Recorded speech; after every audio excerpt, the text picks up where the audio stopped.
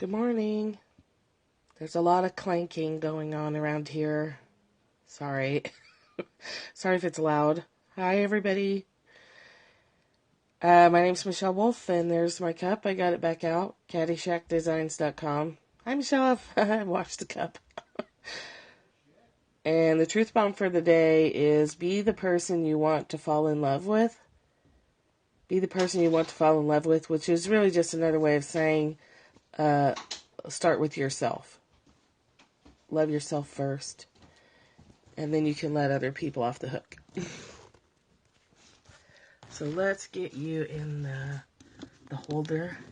The bug is gone. He just got kicked out. Heath kicked him out. I think the cats murdered him. That fucker just flew away off the deck, too. Oh! He got up and flew away. Did you hear that? Heath kicked that bug out of the house, like, literally, and it got up and flew away. I told you that bug was prehistoric. The cats had at him for 2 days, and he threw him outside, and he still got up and flew away. Good morning, everyone. Excuse me if I readjust my clothing. But allergy season is well upon us here. I don't know about you guys. So be the person you want to fall in love with has everything to do with this book. I know, right? That was a weird bug. I don't even know what that bug was. I don't think I want to know. I also don't think I want another one. But I was glad he wasn't pointy or stingy. Be the person you want to fall in love with. Fall in love with yourself, which is hard if you don't like yourself. And then joy is the supportive oil for that process if you're an oil user. And if you're not a Young Living oil user, it's, rose and lavender and things like that. Be the person you want to fall in love with. That sounds easy, doesn't it? But it's not. It's not easy if you don't like yourself very much. And bye-bye. Bye-bye. So I'm going to read you sections today out of this book. I've read the magical kitchen chapter out of this book before, but it's been a really long time. And it's really important. And I actually, when I was working on this issue, and still periodically do work on this issue, yeah, it's definitely hard to implement. It takes practice. None of these things are easy. None of the things we talk about are easy to do. If they were easy, we wouldn't have a zillion freaking books about them. And we wouldn't always have to be studying on a daily basis if it was easy. It's not easy. So this book is really helpful. And I copied the chapter I'm about to read to you and carried it in my purse. I actually carried not this book because that book got loaned out. This is my third copy of this book because I gave 2 copies away and ended up getting more. So that's how much I used it. So the magical kitchen chapter out of this book is excellent. And then there's a couple of other things I might read to you. But periodically I want to visit this book. I don't want to read the whole book because sometimes his writing can be depressing and make you feel like a big loser. Or it makes me sometimes depressed. Like, oh, my God, lighten up. It's not, the information is just the writing style. So sometimes it's a little bit much. So it's not a book that I want to read, cover to cover to you. But I do want to read you this section. So, and the reason I want to bring up the magical, sometimes you're like, God, Miguel, it's depressing. It's actually really hopeful. But his writing style it's just, I don't know, it just is. But the magical kitchen chapter is talking about love, but it has to do with money too. And we've talked about money on here a lot because some of us have struggles with that. And it's the same concept. So if you, so when I'm reading this chapter, you can apply it to love, you can apply it to money, you can apply it to anything, because the core of it all is recognizing that there's enough already and then being open to more. But until you're in a place that there's enough already, and you're in the not enough place, then what you're wanting to expand on is the not enough. If that's where you're at, if that's where your head's at, you're expanding not enough. And if you can ever get to the point where you experience yourself as enough and your bank account as enough, even if there's nothing in there, or you can imagine enough, then you're expanding enough. So it's just kind of reverse thinking of law of attraction. You expand what you have right now. So law of attraction says it's the very same concept, but just a little bit different way of thinking about it. You might try it on for size. That you attract to you what you're thinking about.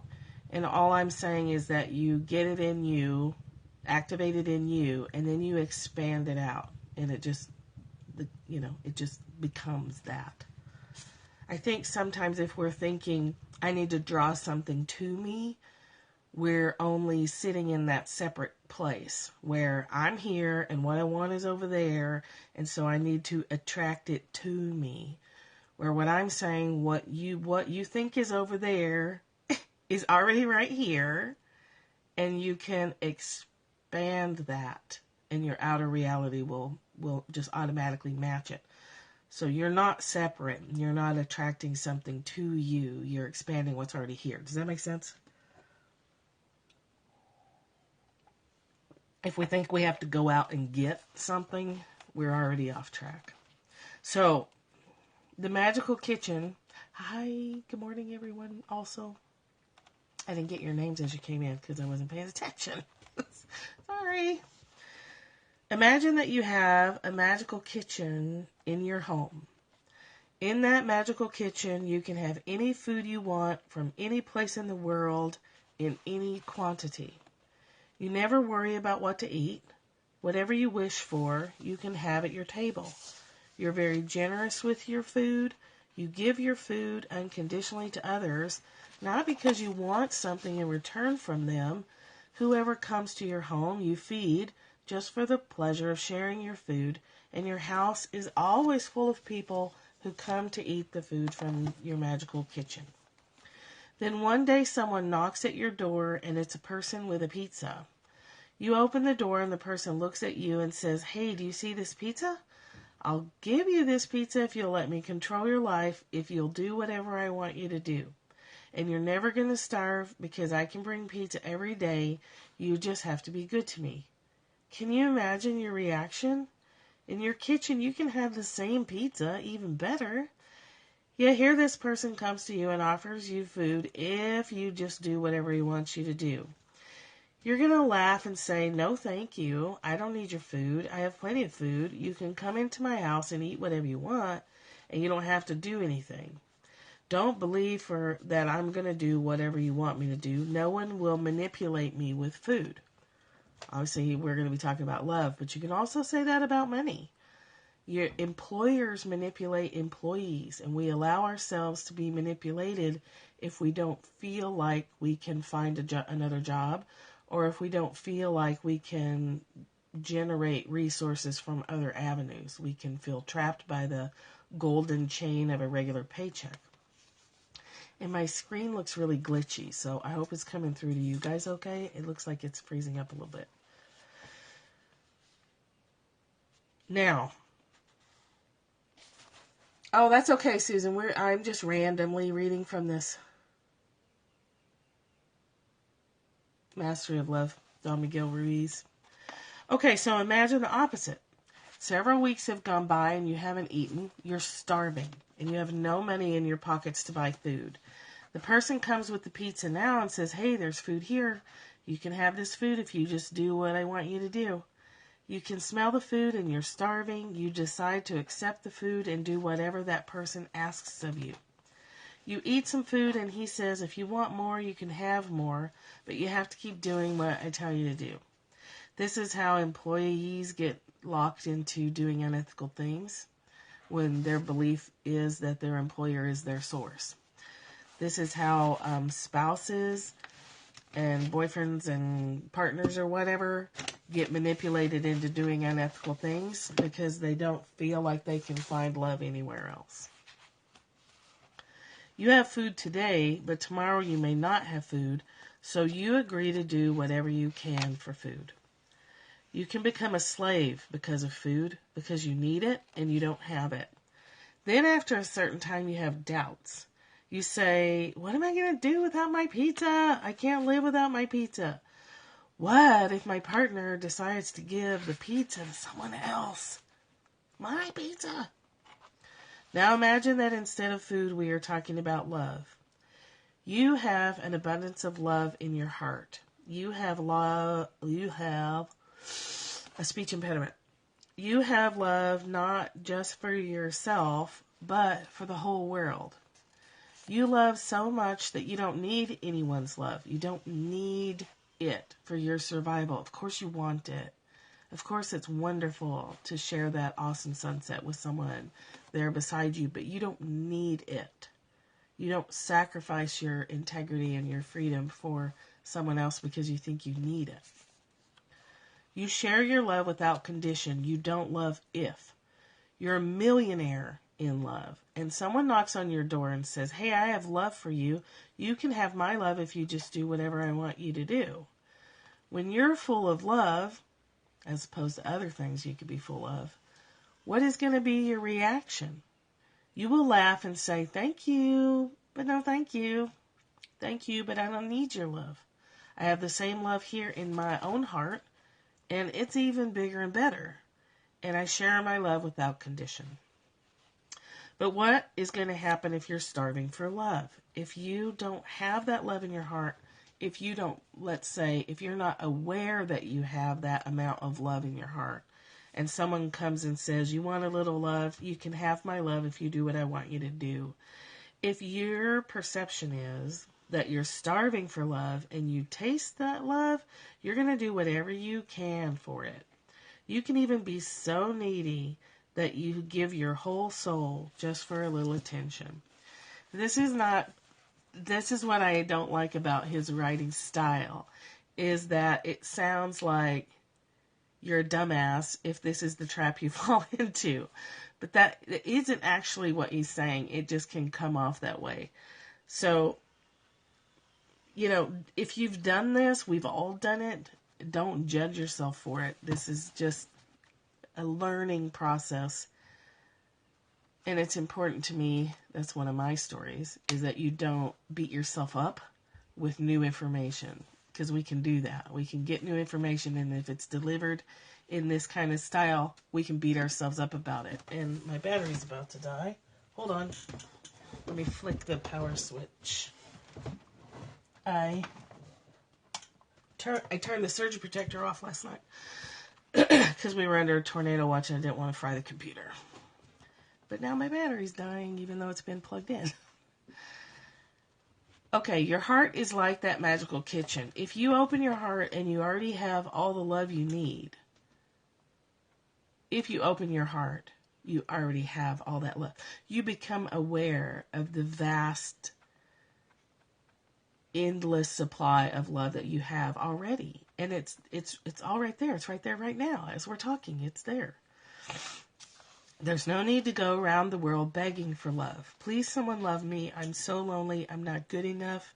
I need someone to love me to prove that I'm worthy of love. We have love right here inside us, but we don't see it. Can you see the drama humans create when they believe they don't have love? They're starving for love, and when they taste a little from someone else, that creates a big need. They become needy and obsessive. Then comes the big drama. What am I going to do if he leaves me? How can I live without her? They can't live without the provider, the one who provides them with everyday doses. It's like a drug dealer. And for that little piece of love, because they're starving, they allow other people to control their lives. They let others tell them what to do, what not to do, how to dress, how not to dress, how to behave, what to believe. I love you if you behave in this way. Okay, we all got that message to some degree from parents, teachers, our culture in general. We're only worthy if we follow directions. We're only worthy if we look a certain way or sound a certain way, or if we have the right skin color, or if we have the right butt size. We get all these messages that then when we grow up and decide to be responsible for ourselves, we have to undo them. So the messages are, I love you if you let me control you. I love you if you're good to me. Yeah, it's easier to take a better job when you already have a job. It's easier to find another job when you've already got a job because you're not starving. Exactly. It's easier for people. I had a woman I knew once who went through lots of relationships, but she never left one till she had another one lined up. Yeah, if you don't have money, you take a crap job. And you can still take a crap job just to put food on the table, but you understand that it's a temporary fill in the gap kind of thing. And you don't then fall in the trap of becoming stuck there because you understand, I need to make some money here real quick to get some bills paid, and I'm going to hang on to my feeling that all the money I need is there. All the love I need is there. Teachers say all the time that love and money are the exact same energy. It's actually all only energy. So if you can master it in the area of love, then you can let your mind play with the concept of mastering it in the area of actual dollars or pounds, whatever, wherever you live, or pesos. Okay. The problem with humans is they don't know they have that magical kitchen in their heart. All this suffering begins because long ago we closed our hearts and we no longer feel the love that's already there. At some point in our life, we became afraid to love because we believed love isn't there. Love hurts. We tried to be good enough for someone else. We tried to be accepted by someone else, and we failed. We have already had 2 or 3 lovers and a few broken hearts. To love again is to risk too much. Of course, we have so many self-judgments that we can't possibly have any self-love. And if there's no love for ourselves, how can we pretend that we share love with someone else? When we go into a relationship, we become selfish because we're needy. We can't help it. If you offer a starving person food, they're gonna cram that food. I watched that with the cats, and I always knew that the feral cats and the dogs that we fostered were improving when they started to pass up food or just eat a little. Because in the beginning, it can be weeks or months if they've starved for a long time where they will gorge themselves. So we free feed, and they will gorge and gorge and gorge until at some point they come to trust that the food is always there, and they stop doing that and they start eating normally. And you know that they're in recovery from being, living on the streets when they stop gorging that food. It's the same. If we can turn our attention to our own house, to our own magical kitchen inside of ourselves, and really put the energy there, that's how it feels to me when I started really connecting to all that is, or God, or the divine, whatever you want to call it. I felt so desperate to stay in that space all the time because I had been so long out of it. I'd been so long unaware of it. And I think that's why when I used to go to church, I would always cry in church because I would forget what that connection felt like. And then I have had a story that you connect to God when you go to church, which isn't true. And so I would go to church and I would remember the connection, and then I would start crying all the time, which was really embarrassing. It's right here, right now. You can connect with it right here, right now. And then you become greedy for that connection to source. And that's when your life changes. Yeah, yeah, I was always just mortified. But, I was never the only one crying in church either. So, I didn't realize what was happening until much later. Like, what is wrong with you? You can't go to church if all you're going to do is sit there and cry. Yeah, they are beautiful. I really like the architecture of churches and to see what they look like inside. Especially old ones. Yeah. Well, all that's happened is you're conditioned to thinking that you can only access that in a certain place at a certain time. Yeah. But the thing is you can access that now as sitting at your desk or walking your dog or, fixing your breakfast. That same connection is there. We are just in our world conditioned to think we can only find it in certain places, at certain times, under certain circumstances, and that's not true. When we go into a relationship, we become selfish because we're needy. It's all about me. We're so selfish, we want the person with whom we are sharing our life to be as needy as we are. We want someone who needs me in order to justify our existence, in order to feel that we have a reason to be alive. We think we're searching for love, but we're actually searching for someone who needs me, someone that we can control and manipulate as a source for love. And that sounds really harsh again, but it is true, and yet we can't help it because we have to have love to survive. People who never experience love are sociopathic, and they go insane. Well, hi, kitty. I got a kitty down here. I have the polite kitty down here because the other 4 yokels are locked outside. So again, don't judge yourself for it. Don't feel bad about these things. You have to survive. So how could you do anything else? You don't know any better. There's a war of control in human relationships because, do you want to come up here? Come on.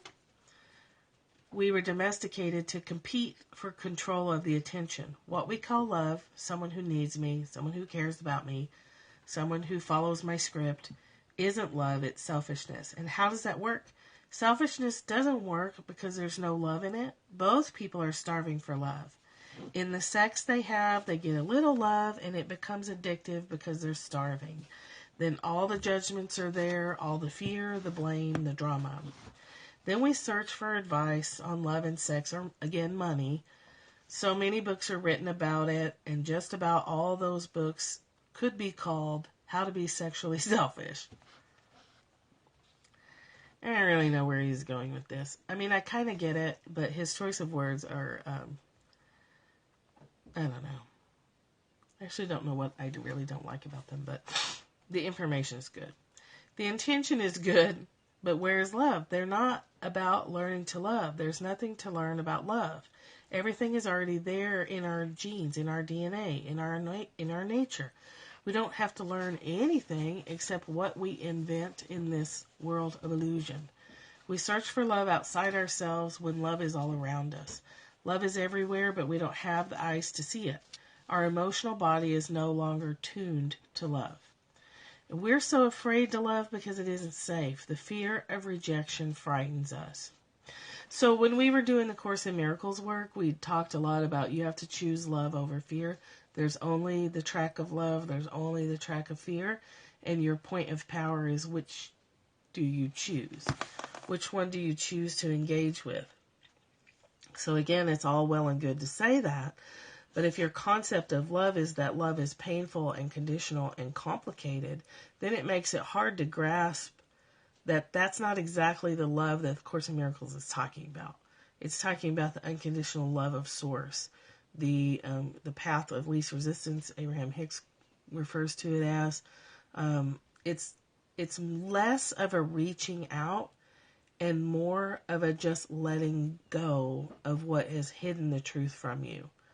The truth is always there, and you just have to drop the stories that tell you that the truth isn't there and that you have to get it from someone else. Another book, another teacher. Again, nothing wrong with books and teachers.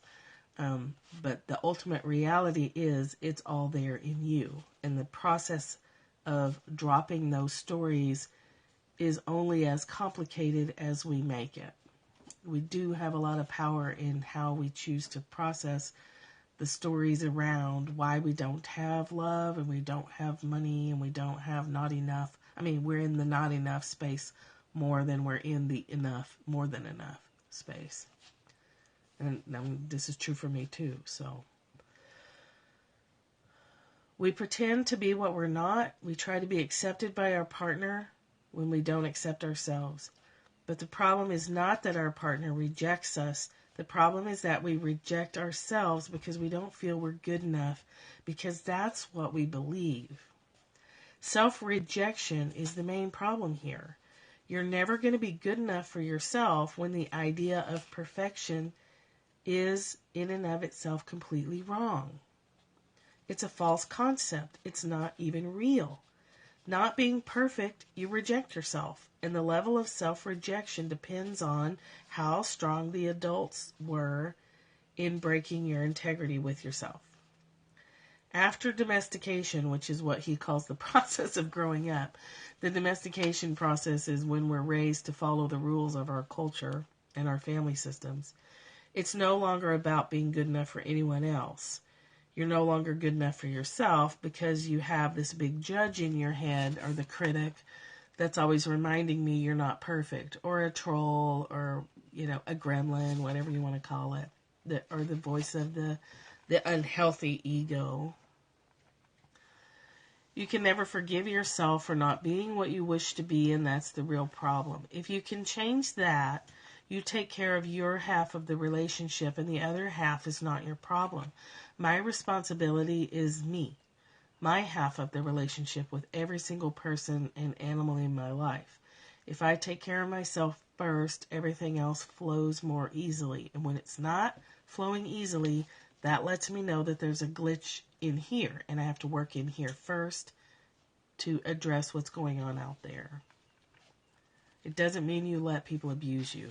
Again, you still set boundaries while you're doing your work. If you tell someone you love him and that person says, well, I don't love you, is that a reason for you to suffer? Just because someone rejects you doesn't mean you have to reject yourself. If one person doesn't love you, someone else will. There's always someone else. And it's better to be with someone who wants to be with you than to be with someone who has to be with you. And if you really just can't believe that there's always someone else, you do know that you're always with you. And yes, like when you tell people you're not going to make commitments when you don't feel like making them. When you set boundaries with someone whose method of communication can be rather harsh by saying, hey, let's practice communication.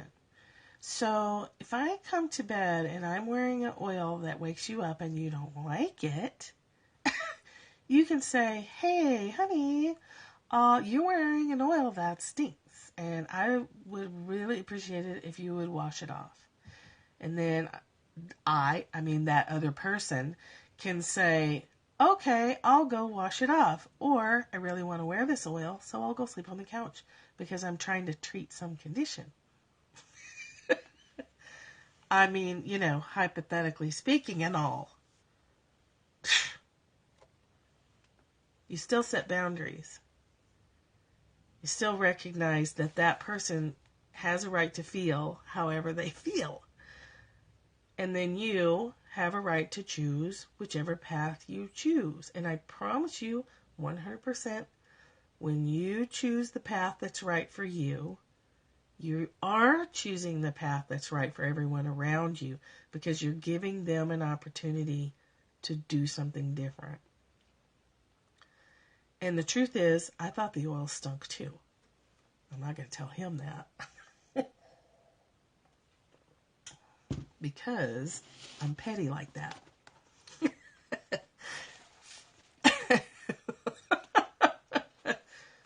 Come on.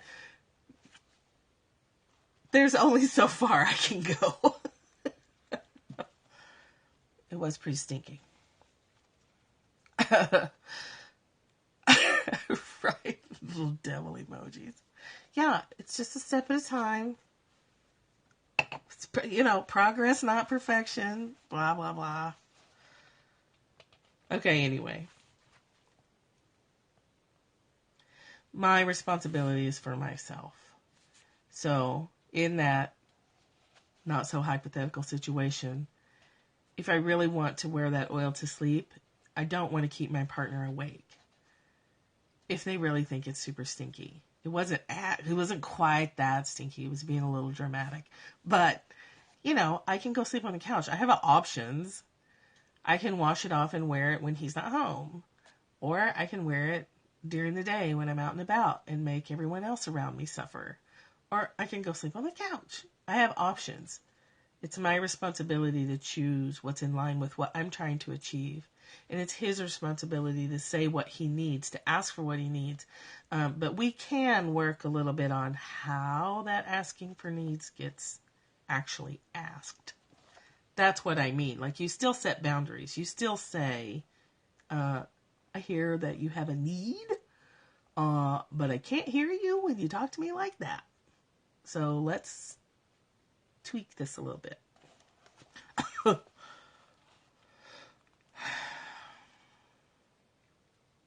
You have to focus on the most wonderful relationship you can have, the relationship with yourself, and I would say the relationship with the divine.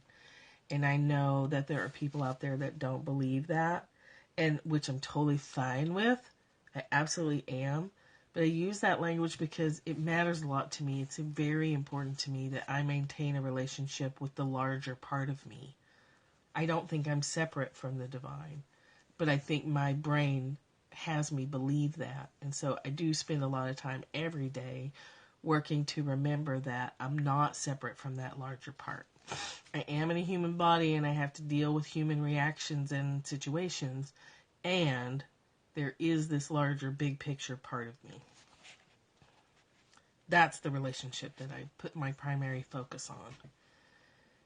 It's not about being selfish when you work on your relationship with yourself. It is about self-love, and everyone around you will benefit from it.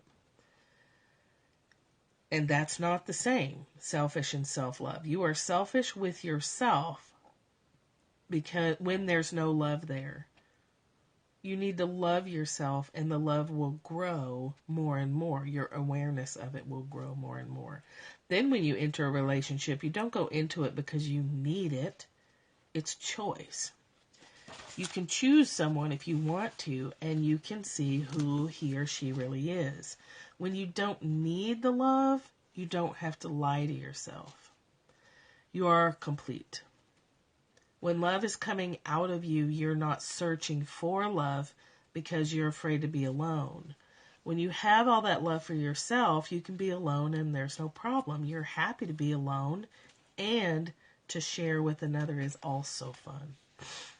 If I like you and we go out together, is it because we want to be jealous? Because I have a need to control you, or you have a need to control me?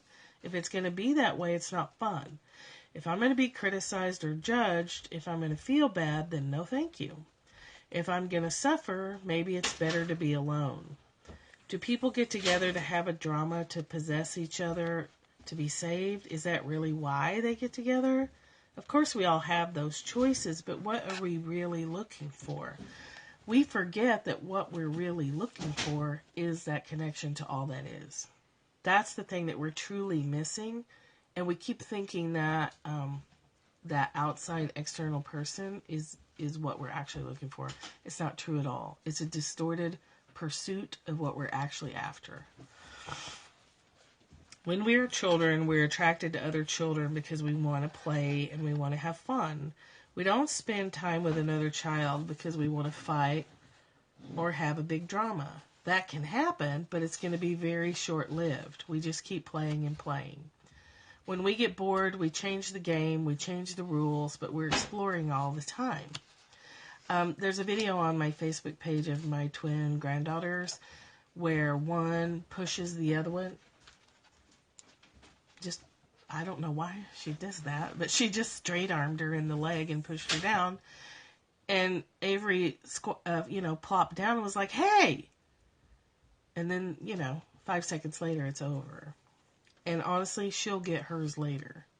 They have an even jerkiness to each other about it. It's weird. Yeah. Ashley decided, hey, playtime's over, sit down. It was hilarious. If you go into a partnership to have drama because you want to be jealous, hi, good morning, because you want to control your partner's life, you're not looking for fun, you're looking for pain. And that's what you're going to find. And these are not conscious processes. You don't knowingly go into a relationship because you want to act out a big drama. It just happens because you're not aware. It's unconscious.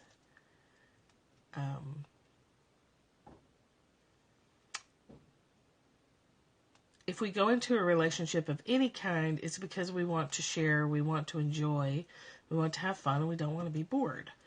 If we look for a partner, it's because we want to play and enjoy what we are. It is. It is, and it isn't. We make it complex when we forget that all we really have to do is stay focused in our own business. We don't choose a partner just to give that person we claim to love all our garbage, to put all our jealousy, anger, and selfishness onto that person. How can someone tell you I love you and then mistreat you and abuse you, humiliate you, and disrespect you? That person may claim to love you, but is that really love? If we love, we want the best for those we love. So why abuse them when we're full of fear? Why blame our parents for our own garbage? People learn to become selfish and to close their hearts so tightly, they're starving for love, not knowing that the heart is a magical kitchen. Your heart is a magical kitchen.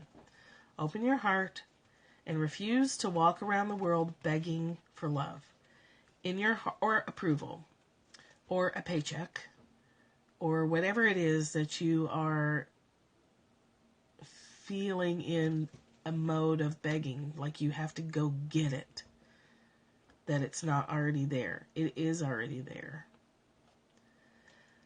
So you can pray, or my prayer is always, help me to see what's already here. Help increase my awareness of the truth. I stopped a long time ago praying for a particular outcome. Like, I really want that job, so help me get that job. It's become now, especially over the last, I would say, 5 years, help me wake up. Help me stay aware and awake of the truth. Help me see what's here now. Help me expand that. Help me work with what I have right here and right now. In your heart is all the love you need. Your heart can create any amount of love, not just for yourself, but for the whole world.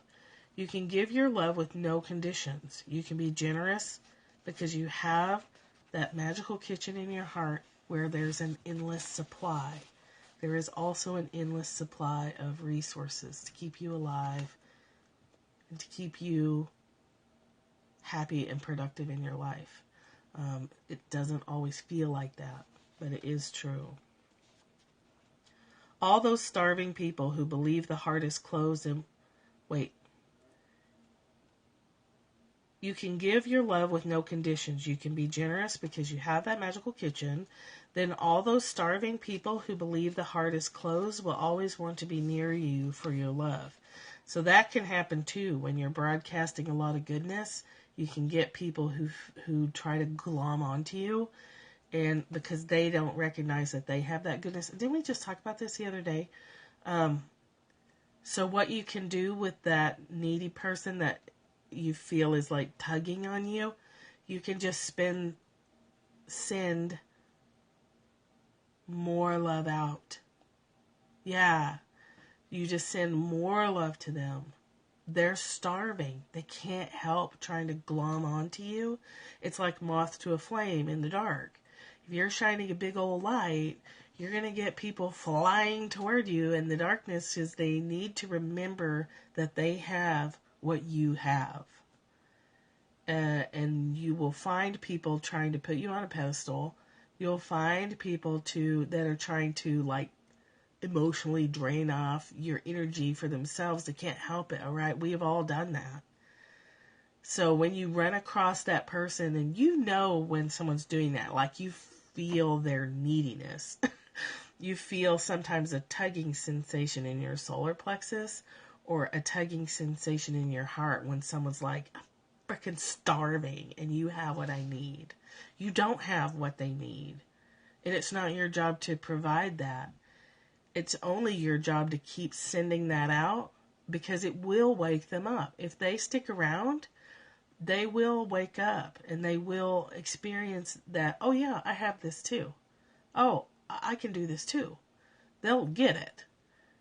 So just send more and more love. But don't let people like get all in your business and try to, emotionally vampire you and all that. Does that make sense? He says that a lot. If you have love, our job is to send the love that's us out, to open the doors and let all that love flow out of you. And that's why I say you don't need to worry about protection, protective spells and stuff, that if you're centered and all this love is coming out of you, nothing is coming back in. You're just the conduit for good. You just are turn on the faucet and let all that stuff flow. When I'm doing that on a regular basis, money starts to come. Things that I need start to come, and it starts to come really quick. And then that's a whole nother story where I'm like, it's all happening too fast. I can't handle it. Then I shut it off and, start over. Yeah, and just do that. Our feeling is if we feel someone tugging on us, we want to withdraw, right? It freaks us out, and we want to be like, get away from me. Well, really, you can get them away from you by sending them more love. Yes, you bust up against your happiness threshold. Things start to happen quick. And it's a cycle, it's a process. It's okay. It's okay, you guys, it's okay. What makes you happy is love coming out of you. If you're generous with your love, everyone is going to love you.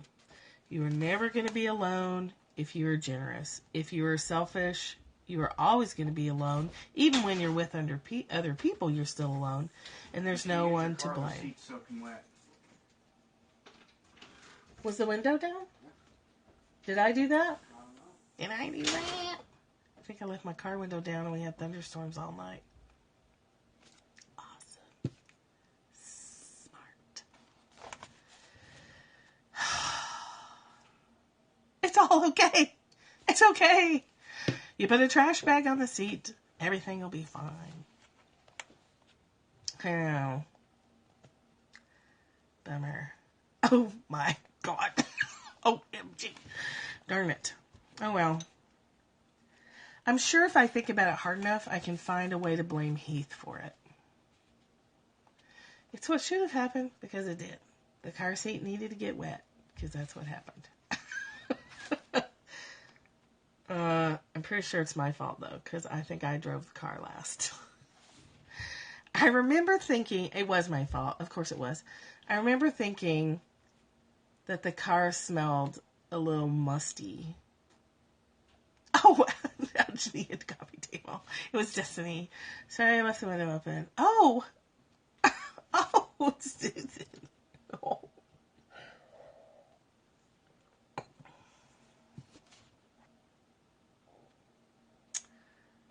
Where was I? What makes you happy is love. You know this already.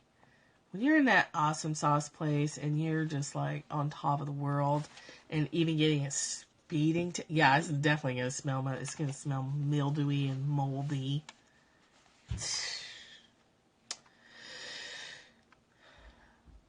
If you're in that space, nothing bothers you. You don't take stuff personal. If someone shoots you a dirty look and you're on top of the world, you're like, loser, whatever. Hope you have a better day. You say that. You don't worry about it. You don't even think about it. It doesn't even register. You can do that all the time. It's all right there. Your generosity will open all the doors, not your selfishness. The selfishness comes from that sense of deprivation, that sense of thinking someone has what we need and we've got to figure out how to get it, whether that's a paycheck or a wedding ring or love or a house or a car or whatever, or a cat. God, no, not a cat. Anyone out there feel like they need a cat? Anyone?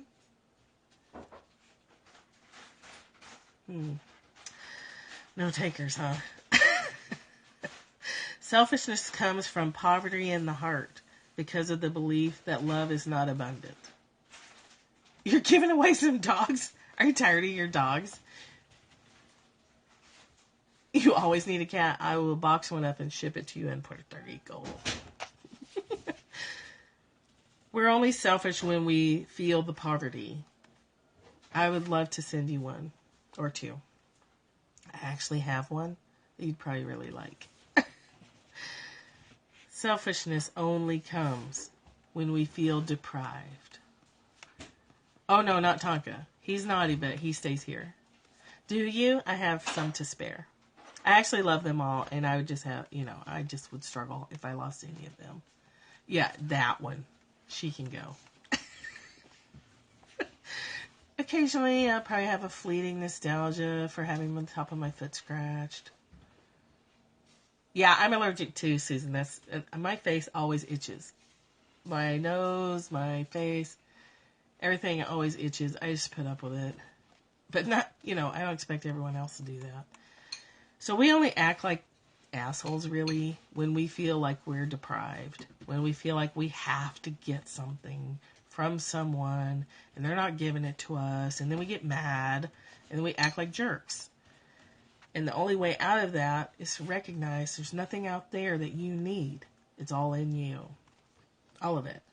We become selfish when we believe that maybe tomorrow we won't have any pizza. But when we know that our heart is a magical kitchen, we're always generous and our love is unconditional. I disagree with him on that. I don't think as humans that we're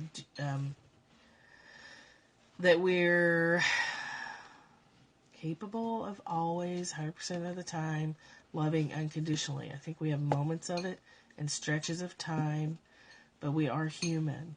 And it's the nature of human beings to be cyclical, up and down. We're at the mercy of the tides of our own emotions.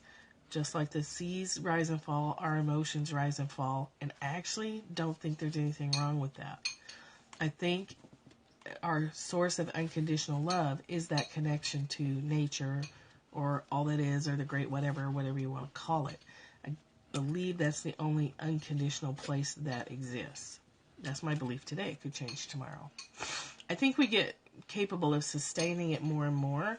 And I think what we really do is we get capable of not expecting that from others. We don't expect others to fulfill our every need like they're a human vending machine. We don't expect it because we know it's not possible. So we start letting people off the hook. We don't expect them to do it all and be there 24/7 because we understand and we know it's not possible.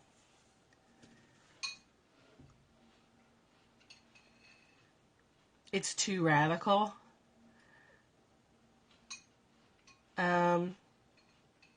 I think we can get 100% in non-expectation. Like it's a doctrine.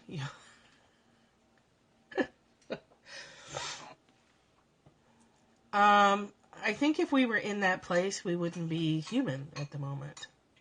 I think it's just part of being human. We're still animals. We can blend it. And my opinion can change tomorrow, who knows. But for today, I don't want to not have emotions. I don't want to always be pure love. More moments of it. Yeah, we want to sustain it longer. We want to be in control of our choices. Yes, can't be your everything. Absolutely can't, and it's really unfair to ask that of another person because it's not possible. So you're really setting them up to fail if you think that your partner has to be your everything. Yeah, not Buddha. Buddha had emotions. The Dalai Lama has ups and downs and emotions. The difference is they understand that the peace is always there. The bottom of the ocean, quiet peace is always there. It's better just to let it go. Yeah, definitely. Yay, you for letting it go. And then the choppy waters on the top are there too. It's both. Yeah, if you're feeling lack, you can't put that on another person because you're the only one that can feel the lack, the missing part. And you're the only one that can allow the awareness of that missing part to come in. The guys who wrote the big book and founded Alcoholics Anonymous attributed the sickness of addiction to a lack of connection with a spiritual what do they call it there? Your higher power. How can I forget that? That when people find a connection to their higher power, whatever they choose to call that, that's the only time addictive behavior can heal. Because if you're stuck in an addiction, you're at the extreme end of a poverty consciousness. Because you really feel like you have a gaping hole inside of you.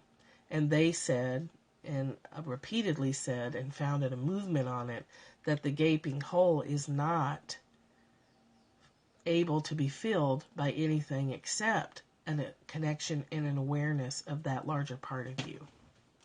And they said all the time, and people can get put off by AA because they're like, well, I don't believe in God. And it's like, they don't say that you have to believe in God. They say that you've got to figure out some way to perceive that there's a larger part of you that is this massive unconditional love that you can always count on. And that's the only thing that's going to fill this perception of lack and this perception that you have an emptiness inside of you. You don't have an emptiness inside of you. The emptiness is your belief that you don't have anything larger than you to connect to. Who wouldn't feel terrified by that?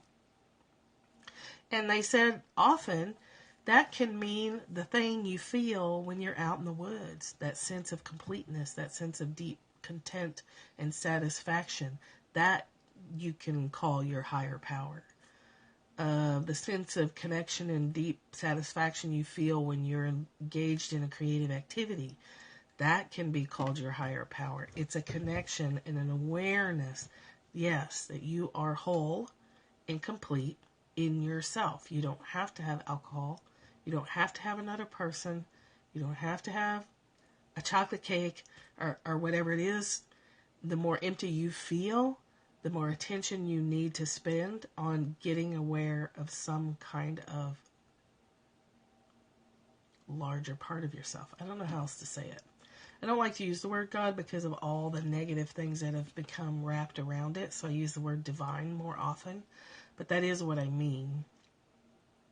The quantum field, the cosmic soup, whatever you want to call it. Yeah. So when you catch yourself as being the person that's doing the tugging on someone else, don't beat yourself up for that. Just say, oh, I must be starving. I must be starving for love or something because I'm really focused on this other person as the source of my happiness. What if you don't know what you believe? Start reading some books. Hang out on Scopes. Do what you're doing. You hear the theories and you try them out for yourself and then you find out. And then you start asking, I don't know what I believe, but I'm willing to believe something. And then information starts to come to you and you try it on. Try it on for size. Don't take my word for it or anybody else's word for it. Trial and error. Yes. And retrial and re-error and retrial and re-error. It's an adventure. And don't think you have to lock down on a belief system. That gets you into the arena of dogma. And, nobody needs that either. A dogmatic attachment to a belief system is destructive too. If you want to go back to the Tao Te Ching stuff, there's no point in even defining what we believe if you want to go even, a step under that. or a step above it, however you want to decide it. We really don't have to label any of this. It just helps. I believe what I believe until I believe something else. So Byron Katie says, why even label it? Reality is what it is, and it's love, and to spend time putting things in compartmentalized boxes is not helpful either. There are all kinds of ways to think about life in the world.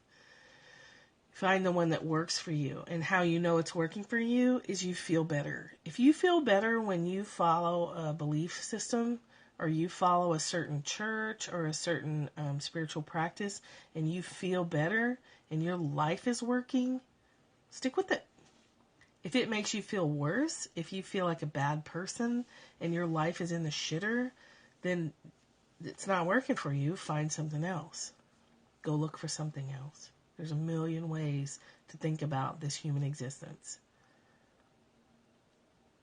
We talk about a lot of them, but obviously my personal beliefs are what we talk about the most. Because I'm the one doing the talking. All right? But there's tons of other scopers out there talking about tons of other things. Some the same, some completely different. So my bottom line is, does it make me feel better? Am I a nicer, kinder person to myself? And then, by extrapolation to others, then I'm going to stick with it and I'm going to do it.